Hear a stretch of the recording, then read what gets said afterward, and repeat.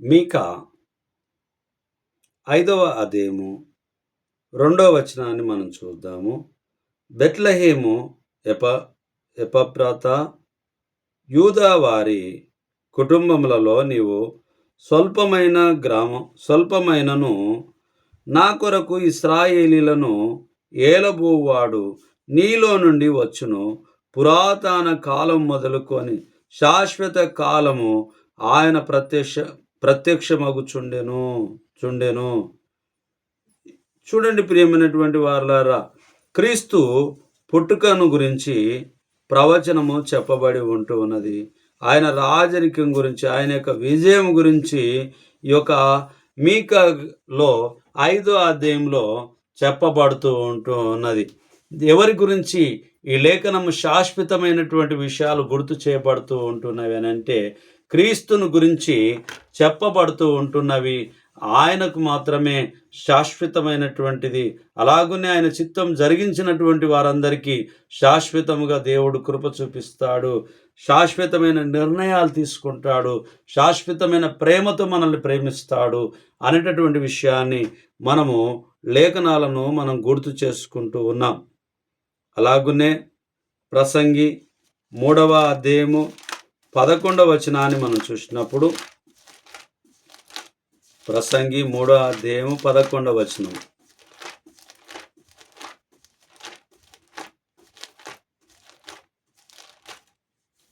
మూడు 11 చూద్దాం ప్రియులారా. దేని కాలమందు అది చక్కగా నుండినట్లు సమస్తమును ఆయన నియమించి ఉన్నాడు. ఆయన శాశ్వత కాల జ్ఞానమును నరుల హృదయమందు ఉంచి ఉన్నాడు గాని దేవుడు చేయు క్రియలను పరిశీలనగా తెలుసుకొనుటకు అది చాలదు. దేవుడు మనకుంచి ఉన్నాడు కానీ శాశ్వతమైనటువంటి ఆలోచన కలిగి కృపను చూపించి ఉంటున్నాడు, కానీ మనం అది గ్రహించడానికి మనకు శక్తి చాలడం లేదు అనేటటువంటి విషయాన్ని ఈ లేఖనము మనకు గుర్తు చేయబడుతూ ఉంటూ ఉన్నది. అలాగున్నే 111వ కీర్తన 8వ చరణాన్ని చూద్దాం. 111వ కీర్తన 8వ చరణం.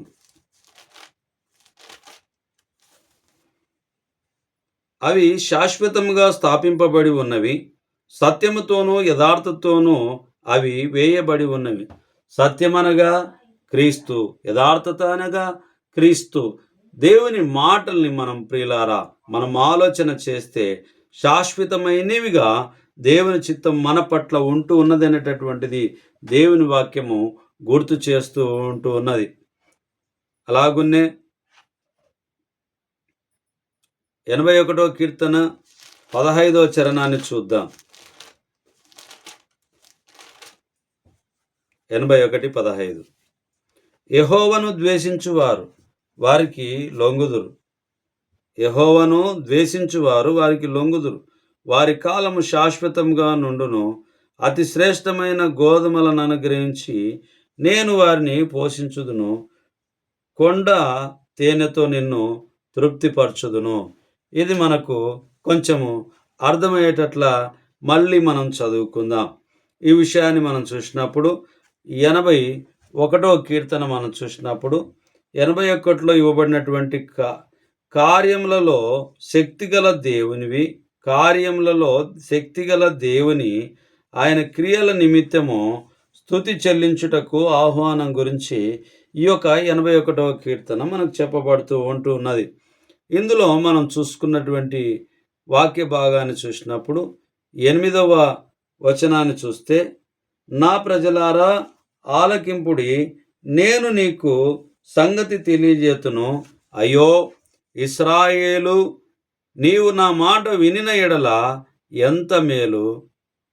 ఇశ్రాయేలుకు గుర్తు చేయబడుతున్నది ఎంత మేలు అనేటటువంటిది. అలాగనే మరి 15వ వచనాన్ని చూసినప్పుడు యెహోవాను ద్వేషించువారు వారికి లొంగుదు. మరి 12వ వచనం చూస్తే, కాబట్టి తమ స్వకీయ ఆలోచనలను బట్టి నడుచుకున్నట్లు వారి హృదయము కాఠిన్యమునకు నేను వారికి అప్పగించి తిని. అయ్యో నా ప్రజలు నా మాట వినిన ఎడల, ఇశ్రాయేలు నా మార్గములను అనుసరించిన ఎడల ఎంత మేలు. అప్పుడు నేను వేగిరమే వారి శత్రువులను అనగదొరుకుదును.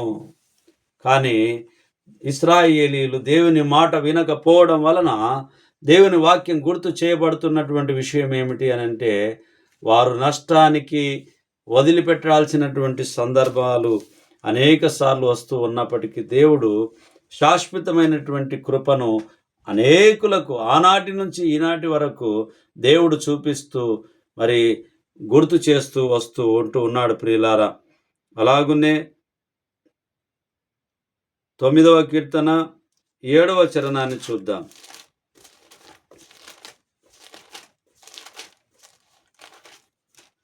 9వ కీర్తన 7వ చరణం.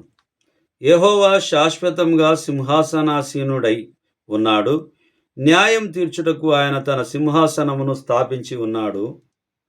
న్యాయం తీర్చుటకు ఆయన సింహాసనము శాశ్వతంగా ఉన్నది అనేటటువంటి విషయాన్ని మనకు గుర్తు చేయబడుతూ ఉన్నది. మరి యోబు గ్రంథానికి వెళ్దాము. 41వ అధ్యాయము 4వ వచనాన్ని మనం చూద్దాం. యోబు గ్రంథము 41 4వ వచనాన్ని మనం చూద్దాం. నీవు శాశ్వతంగా దానిని దాసునిగా చేసుకున్నట్లు అది నీతో నిబంధన చేయునా? శాశ్వతముగా దానిని దాసునిగా చేసుకున్నట్లు అది నీతో నిబంధన చేయునా? ఇక్కడ మనం ఆలోచన చేస్తే, అత్యధిక శక్తిగల మకరమును సృజించుట వలన దేవుడు శక్తిమంతుడు. దేవుడు శక్తిమంతుడై ఉంటూ ఉన్నాడు. ఆయన ఏమైనా చేయగలడు, ఎలా అయినా మార్చగలడు. ఆయన ఆశ్చర్యకరుడై ఉంటున్నాడు, అద్భుతమైనటువంటి దేవుడై ఉంటున్నాడు, ఘనుడు, బలవంతుడై ఉంటున్నాడు. కాబట్టి నా ప్రియమైనటువంటి సహోదరులారా, ఈ శాశ్వతమైనటువంటి అంశం ద్వారా మనం నేర్చుకోబోయేటటువంటి పాఠాలు ఏమైతే గుర్తు చేయబడుతున్నాయో ఈ రాత్రి కాలమందు మనము తెలుసుకునేటటువంటి చిన్ని ప్రయత్నాన్ని మనము చేస్తూ ఉన్నాం. 2వ సమూయేలు గ్రంథము 7వ అధ్యాయము 26వ వచనాన్ని చూద్దాం. 2వ సమూయేలు గ్రంథం 7వ అధ్యాయము 26వ వచనం. సైన్యములకు అధిపతియగు యెహోవా ఇశ్రాయేలీయులకు దేవుడై ఉన్నాడను మాట చేత నీ నామమునకు శాశ్వత మహిమ కలుగునట్లును, నీ దాసుడనైన నా కుటుంబం నీ సన్నిధిని స్థిరపరచబడినట్లును నీవు సెలవిచ్చిన మాట నెరవేర్చుము. అవును ప్రియమైనటువంటి వాళ్ళారా, దేవుడు మాట ఇస్తే అది నెరవేరుస్తాడు, తీసివేయడు అనేటటువంటి విషయాన్ని మనము గుర్తు చేసుకుంటూ ఉన్నాం. అలాగునే లేవియాకాండము 25వ అధ్యాయము 34వ వచనాన్ని చూద్దాం. లేవియాకాండము 25:34. 25వ అధ్యాయము 34వ వచనాన్ని చూద్దాం.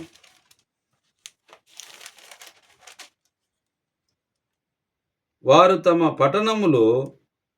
పట్టణముల ప్రాంత భూములను అమ్ముకొనకూడదు, అవి వారికి శాశ్వత స్వాస్థ్యమై ఉంటూ ఉన్నాయి. ఎవరికి అమ్మొద్దని చెప్తూ ఉంటున్నాడు? ఎవరిని అమ్మొద్దని చెప్తున్నాడు? ఈ 25వ అధ్యాయంలో 7వ సంవత్సరం విశ్రాంతి దినము మరి సునాద జాబితా సంవత్సరము, విధేయులకు ఉన్న దీవెన, దాసులకు విమోచనను గురించి ఈ యొక్క లేఖనము గుర్తు చేయబడుతూ ఉన్నది. కాబట్టి శాశ్వతమైనటువంటి ఆలోచన దేవుని యందు ఉన్నది. శాశ్వతంగా ఉన్నటువంటి వాటిని మీరు అమ్ముకోవద్దు, మీరు పరదేశులై ఉంటున్నారనేటటువంటి విషయాన్ని దేవుని వాక్యం మనకు గుర్తు చేయబడుతూ ఉన్నది. కొరింథీయులకు రాసిన మొదటి పత్రిక 13వ అధ్యాయము 8వ వచనంలో మనం చూసినప్పుడు, కొరింథీయులకు రాసిన మొదటి పత్రిక 13వ అధ్యాయము 8వ వచనాన్ని మనం చూస్తే, ప్రేమ శాశ్వత కాలముండును, ప్రవచనములైనను నిరార్థకములగును, భాషలైనను నిలిచిపోవును, జ్ఞానమైనను నిరార్థకమగును. ప్రేమ మాత్రము శాశ్వత కాలముండును. ఆ ప్రేమామయుడైనటువంటి క్రీస్తు శాశ్వత కాలముండును. ఆయనను ఈ లోకంలో ప్రకటించడానికి ప్రేమ కలిగి ముందుకు కొనసాగాల్సిందిగా దేవుడు ప్రేమై ఉన్నాడు. ఆ ప్రేమలో మనము ముందుకు కొనసాగాలి అని చెప్పి, శాశ్వతమైనటువంటి ప్రేమ దేవుని యందు ఉంది అనేటటువంటి విషయాన్ని మనం చూడాలి. ఎఫెసీయులకు రాసిన పత్రిక 6వ అధ్యాయము 24వ వచనాన్ని మనం చూసినప్పుడు 6:24 మన ప్రభు అయిన యేసుక్రీస్తును శాశ్వతమైన ప్రేమతో ప్రేమించు వారికి అందరికీ కృప కలుగునుగాక. 23 తండ్రి అయిన దేవుని నుండి ప్రభు అయిన యేసుక్రీస్తు నుండి సమాధానమును విశ్వాసంతో కూడిన ప్రేమయును సహోదరులకు కలుగునుగాక. మన ప్రభు అయిన యేసుక్రీస్తును శాశ్వతమైన ప్రేమతో ప్రేమించు వారికి అందరికీ కృప కలుగును గాక. శాశ్వతమైనటువంటి ప్రేమను ప్రేమించేటటువంటి వారందరికీ ఏం కలుగుతుందంటమ్మా? కృప కలుగును అనేటటువంటి విషయాన్ని మనకు లేఖనాలు గుర్తు చేయబడుతున్నాయి. తిమోతి మొదటి పత్రిక 6వ అధ్యాయము 16వ వచనాన్ని మనం చూద్దాం. తిమోతి మొదటి పత్రిక 6:16 సమీపింపరాని తేజస్సులో ఆయన మాత్రమే వసించుచు అమరత్వము గలవాడై ఉన్నాడు. మనుషులలో ఎవడునూ ఆయనను చూడలేదు, ఎవడునూ చూడనేరడు. ఆయనకు ఘనతయు శాశ్వతమైన ప్రభావము కలిగి ఉండునుగాక. ఆమెన్. ఆయన మహిమ ఘనతలకు అర్హుడై ఉంటూ ఉన్నాడు. శాశ్వతమైనటువంటి ప్రేమ కలిగిన దేవుడై ఉంటూ ఉన్నాడు. పేతురు మొదటి పత్రిక 1వ అధ్యాయము 22వ వచనాన్ని మనం చూద్దాం. పేతురు మొదటి పత్రిక 1వ అధ్యాయము 22వ వచనాన్ని చూద్దాం. 22 మీరు క్షయబీజం నుండి కాక శాశ్వతమగు జీవము గల దేవుని వాక్య మూలముగా అక్షయ బీజము నుండి పుట్టింపబడిన వారు గనక నిష్కపటమైన సహోదర ప్రేమ కలుగునట్లు మీరు సత్యమునకు విధేయులవుట చేత మీ మనసులను పవిత్రపరచుకొనిన వారై ఉండి ఒకరినొకడు హృదయపూర్వకంగాను మిక్కటముగాను ప్రేమించుడి. ఏలయనగా సర్వ శరీరులు గడ్డిని పోలిన వారి అందమంతయు గడ్డి పువ్వు వలె ఉన్నది. గడ్డి ఎండును, దాని పూలు రాలును, అయితే ప్రభు వాక్యము ఎల్లప్పుడూ నిలుచును. ఆ వాక్యమే శరీరధారి అయి శాశ్వతమైనటువంటి ప్రేమను చూపిస్తూ మన ఎడల తన ప్రణాళికను ఎల్లడిపరుస్తూ ఉంటూ ఉన్నాడు. కాబట్టి ఇంతవరకు మనం నేర్చుకున్నటువంటి వాక్య భాగంలోకి వెళ్ళి మనం చూసినటువంటి విషయాలు చూసినప్పుడు నీతి న్యాయములు జరిగించేటటువంటి విషయంలో, ప్రేమను చూపించేటటువంటి విషయంలో, వాగ్దానాలు నెరవేర్చేటటువంటి విషయంలో, శాశ్వతమైనటువంటి ప్రేమ చూపించే విషయంలో, అలాగునే కుమారుని విషయంలో, తండ్రి విషయంలో, అన్ని విషయాలు దేవుని యొక్క ప్రణాళిక చొప్పున శాశ్వతము అనే అంశం ద్వారా ఈ రాత్రి కాలమందు మనం తెలుసుకున్నాం. చిన్ని ప్రార్థన చేసుకొని వాక్య భాగాన్ని మనం ముగిద్దాం. సర్వ సృష్టికి కారణభూతుడైన మా ప్రియ పరలోకపు తండ్రి, మీ పరిశుద్ధమైన నామాన్ని బట్టి మీకు వందనములు చెల్లించుకుంటున్నాం. ఇదిగో నాయన, ఈ రాత్రి కాలమందు వాక్యాన్ని బోధించుకోవడానికి మీరిచ్చినటువంటి విలువైన సమయాన్ని బట్టి మీకు వందనాలు చెల్లిస్తూ ఉన్నాం.